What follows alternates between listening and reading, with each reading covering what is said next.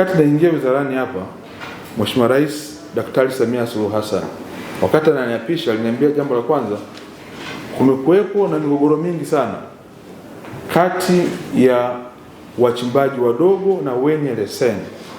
Migogoro hii kila siku naisikia. Akaniambia, wewe bahati nzuri uliwahi kuwa katibu mtendaji wa wachimbaji wadogo na pia nilikuwa mwanasheria wa wachimbaji wadogo, unafahamu vizuri, nenda katusaidie kuondoa migogoro hii. Ndio maelekezo ya kwanza ambayo Mheshimiwa Rais alinipatia. Moja ya changamoto kubwa ambayo ilikuwepo ni ya wenye leseni na wenye maduara.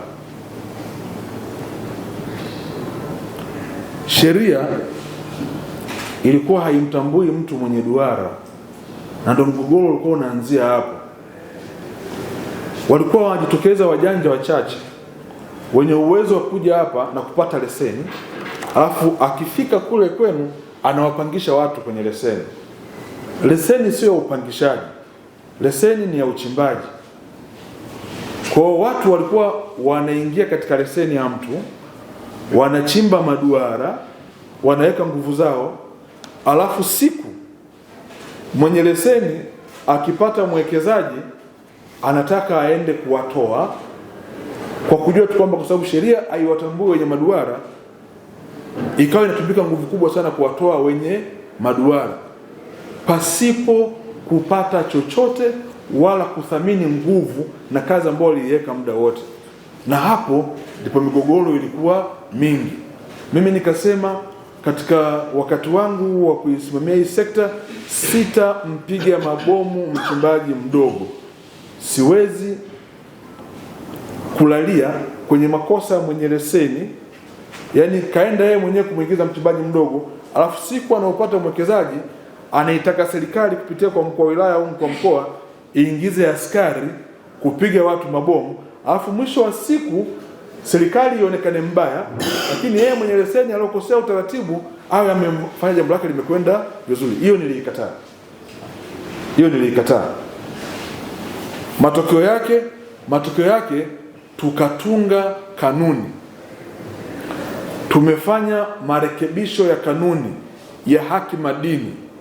Kanuni ya 18 A kubwa imeongezwa kwenye kanuni za awali za haki madini. Utaratibu hivi sasa ni kama ifuatavyo. Ni marufuku mtu yoyote mwenye leseni kuingiza wachimbaji wadogo kwenye leseni yake. Ni marufuku. Kwa sababu leseni ni ya kuchimba, sio ya kupangishwa. Leseni hii ni ya uchimbaji. Ukikubali kumuingiza mchimbaji mdogo kwenye leseni yako, mambo yafuatayo yafanyike. Cha kwanza, lazima muingie naye mkataba, na mkataba usajiliwe Tume ya Madini kwamba kwenye leseni yangu na maduara 40 ambayo tumeingia nao mkataba utapitiwa, utasajiliwa, ili ikitokea changamoto yoyote ofisi ya madini hiyo ya kwanza kuweza kushughulikia. Hilo ndio jambo la kwanza kubwa kwa mujibu wa kanuni hizi zinavyoelekeza. La pili, kwa sababu tulikupa leseni na ukutaka kuchimba wewe, umewaingiza watu, siku ukitaka kufanya uwekezaji mkubwa, badala ya kuanza na mwekezaji kutoka nje, kaa na wale ambao uliwaruhusu mwenyewe wakaweka maduara, waambie uwekezaji unaotaka kufanya wape kwanza haki ya kwao wao, wakishindwa ndio unaendelea na mwekezaji mwingine. Ndivyo kanuni zinavyosema.